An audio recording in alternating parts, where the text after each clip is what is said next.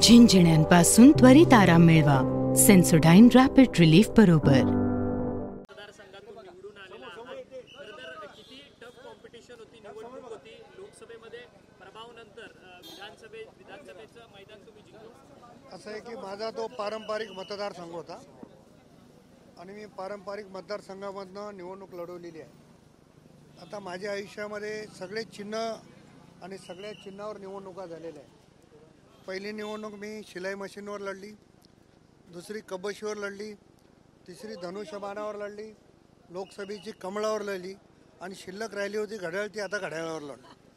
त्याच्यामुळं लोकांनी मी कुठल्याही पक्षात गेलो आणि कुठल्याही चिन्हावर लढलो तरी माझ्यासारख्या कार्यकर्त्याला आशीर्वाद दिलेला आहे आणि आजही ही निवडणूक मी जिंकून या ठिकाणी आलेला आहे आणि राष्ट्रवादीचा सदस्य म्हणून मी आज या ठिकाणी उपस्थित आहे। सर, काल नांदेड लोकसभेचा देखील निकाल लागला, परंतु या लोकसभेच्या निवडणुकीत निसटता पराभव भाजपचा झालाय। अवघ्या 1,500 मतांनी रवींद्र चव्हाण यांचा विजय झाला।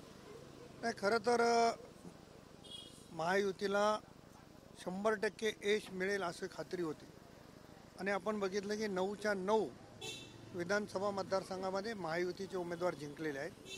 लोकसभेचा थोडासा पराभव झाला, त्याची कारणं पण शोधावं लागतील, परंतु ती बाब अतिशय गंभीर आहे आमच्या सगळ्यांसाठी आणि जे व्हायला नको होतं ती घडलेली गोष्ट आहे, हे तर मान्य करावं लागेल। जनतेने दिलेला कौल हा सगळ्यांना मान्य राहणार आहे। अजित पवारांशी तुमचं काही बोलणं झालं का? कारण की आता तुम्ही सिनियर आहात पक्षामध्ये, इतर तुम्ही स्वतः सांगितल्याप्रमाणे इतर पक्षांमध्ये तुम्ही निवडणूक लढवली, आता पुन्हा एकदा विधिमंडळात आमदार म्हणून तुम्ही प्रतिनिधित्व करणार आहात। मंत्रिपदाच्या संदर्भात काही चर्चा? नाही, चर्चा कुठलीही झालेली नाही। आज सर्व आमदारांना बोलवलं, सर्व आमदारांचा सत्कार केला, सन्मान केला आणि दादांची एकमतानं नेतेपदी राष्ट्रवादीच्या निवड केलेली आहे। सर्व अधिकार हे दादांना दिलेले आहेत, त्याच्यामुळं आज कुठल्याही विषयावर चर्चा झालेली नाही। खरं तर महाराष्ट्रातल्या जनतेने महाराष्ट्रात पहिल्यांदा एवढं बहुमत महायुतीला दिलेलं आहे आणि मला असं वाटतं की महायुती आता चांगल्या पद्धतीनं या ठिकाणी काम करेल।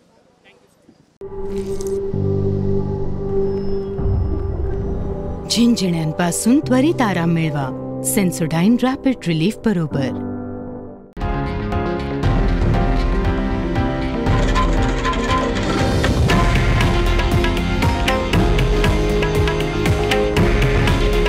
हे आहे देशातील नंबर 1 न्यूज नेटवर्क आणि आपण पाहत आहात TV9 मराठी। काळजी तुमची, हित महाराष्ट्राचं।